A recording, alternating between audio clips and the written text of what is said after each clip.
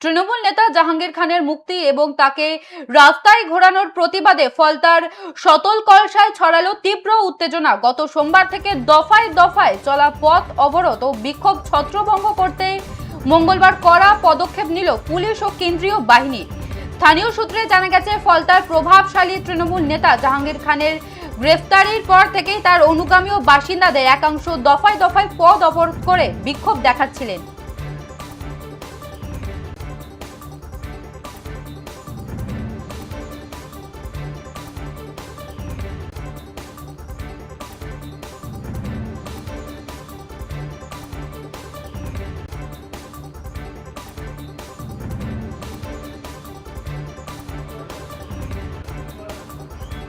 যে খবরের দিকে নজর রাখছিলাম, তৃণমূল নেতা জাহাঙ্গীর খানের মুক্তি এবং তাকে রাস্তায় ঘোরানোর প্রতিবাদে ফলতায় শতল কলসায় ছড়ালো তীব্র উত্তেজনা। গত সোমবার থেকে দফায় দফায় চলা পথ অবরোধ ও বিক্ষোভ ছত্রভঙ্গ করতে মঙ্গলবার কড়া পদক্ষেপ নিল পুলিশ ও কেন্দ্রীয় বাহিনী। স্থানীয় সূত্রে জানা গেছে, ফলতার প্রভাবশালী তৃণমূল নেতা জাহাঙ্গীর খানের গ্রেফতারির পর থেকেই তার অনুগামী ও বাসিন্দাদের একাংশ দফায় দফায় পথ অবরোধ করে বিক্ষোভ দেখাচ্ছিলেন।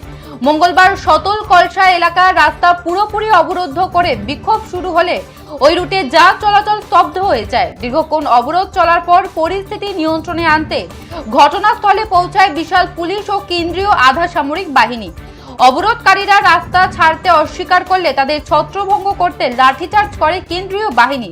লাঠি উঁচিয়ে তাড়া করতে ছত্রভঙ্গ হয়ে যায় বিক্ষোভকারীরা। এই ঘটনার পর রাস্তায় যান চলাচলের জন্য উন্মুক্ত করা হলেও গোটা এলাকায় থমথমে পরিস্থিতি বজায় রয়েছে।